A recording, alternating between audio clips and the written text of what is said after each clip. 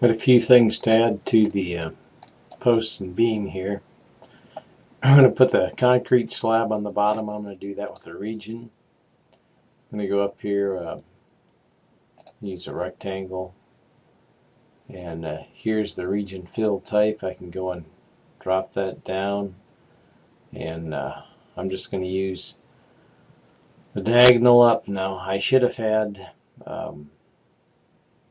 my concrete there that I created last time in the last video, but for some reason somebody forgot to save, so they're doing a few things over.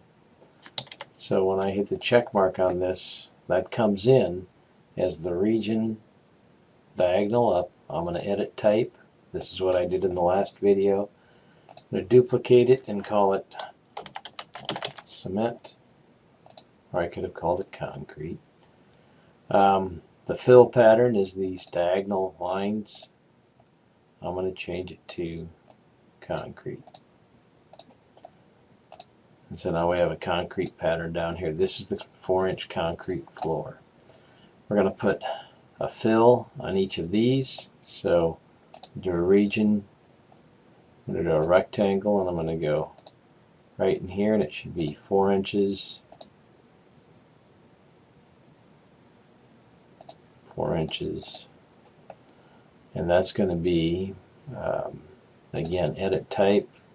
I'm going to duplicate it and call it fill. I did this in the last video, but like I said, I forgot to save. And we use the dense sand. Sand dense, okay. And if I hit the check mark, there I've got my dense sand. Up here I'm going to hide this floor system, so select it, right click, hide in view, the elements. Now I'm going to draw in some stuff up here. Again, I'm going to use the rectangle command. Medium lines, so alright.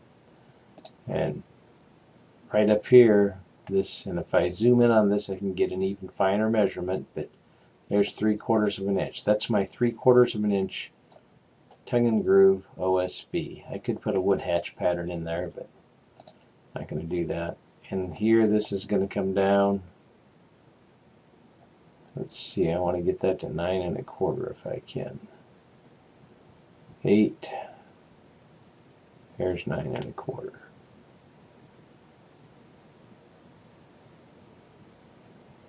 And again, it doesn't have to be exact because nobody's going to come in and measure this.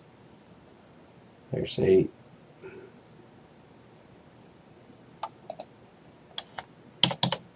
What we can do is touch that line, put it at 9.25.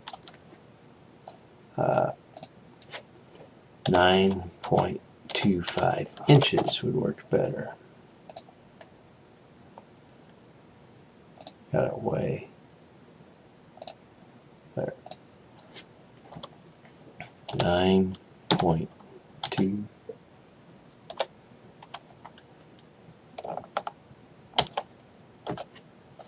There we go.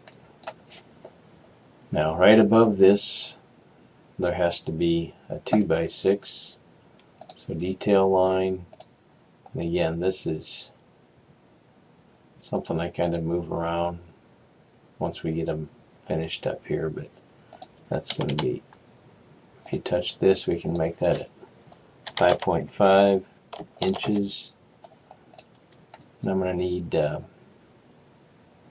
3, well, let's see, the distance here from this to that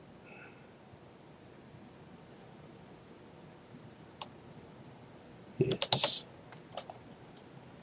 so we have this plate setting up here, the 2x6, but our beam is actually going to be, let's see, how far did I make that?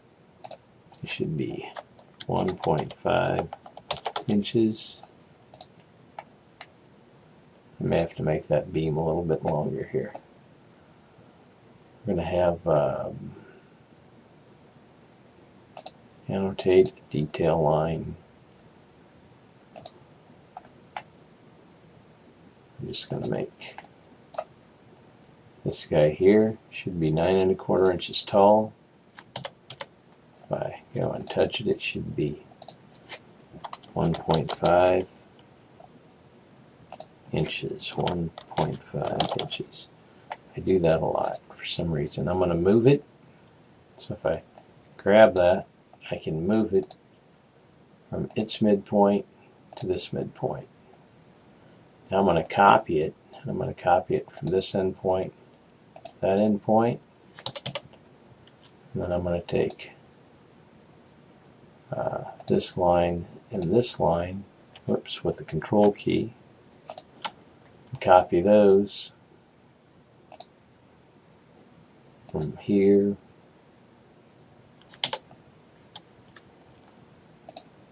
copy it from here over to here. So this guy here is going to have to go up in height. It says it's 6'10". I need it to go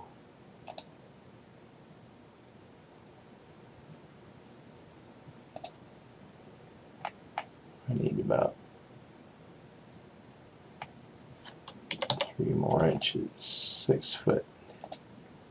7 foot. Hold on, let's put it at 7 foot.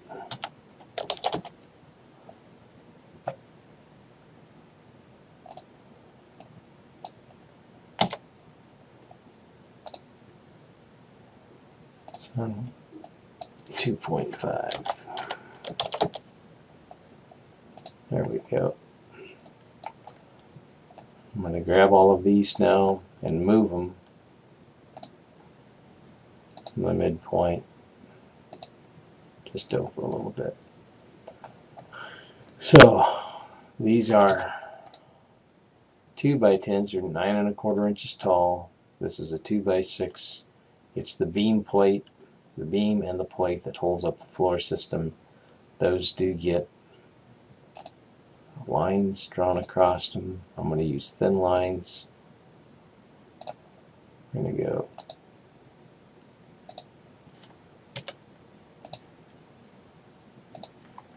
I'm just pushing the escape key to get out of the command.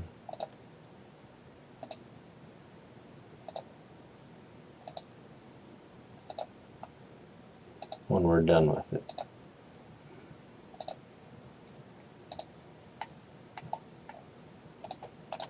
So once we have all these things drawn up, so I've got this post and beam here, I go back to the full wall, drawn everything in here.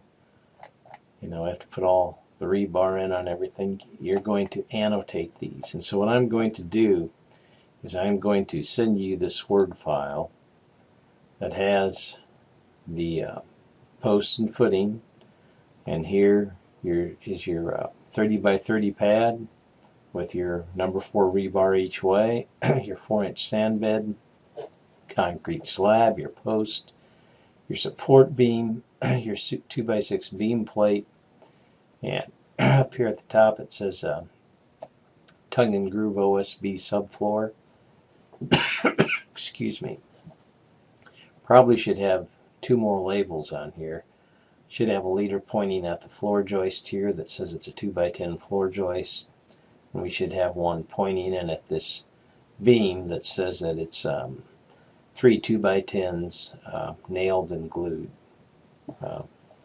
Those aren't noted on there. If you forgot those, I wouldn't make you do it all over again. Here's the front stoop with the cement on top, the rebar, all the labels. We did that the other day. Here's the garage. You see the wall back here, but here's our 8-inch cutout. Here's our cement slab, and here's the labeling for the rebar.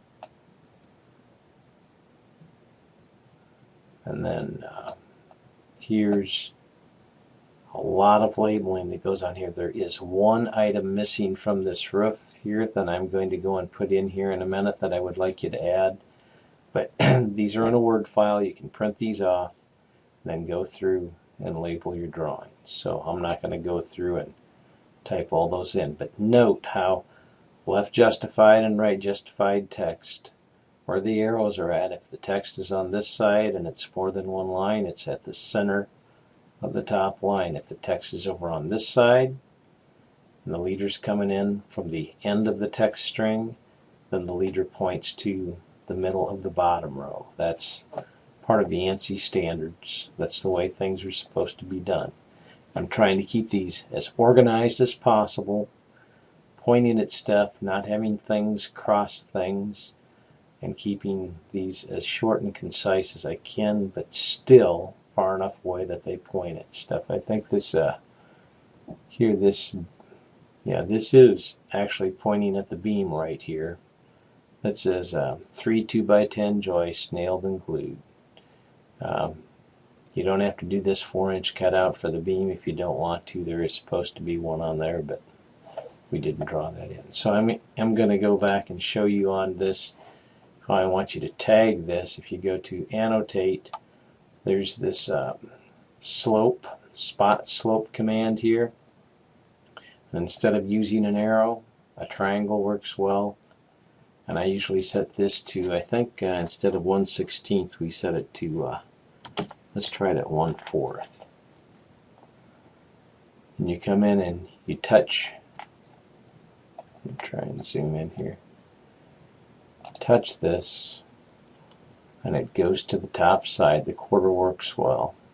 And then, whoops, didn't want to cancel it, sorry. Pick out there, and then pick again. You pick twice, right click, cancel. You can take this now and move it along. You can get it wherever you need it to be, up out of the way. But you need the slope on there. So it's a 5/10, a 5/12, 5 inches, 1 foot. So I will attach those as this is rendering and send them out. We're going to come back and look at elevations and then getting your sheets set up. So we do have up here, I had you put in earlier your sheets, and we looked at the cover and some of those. We're going to start pulling stuff out and dropping it on here, making sure things look correct.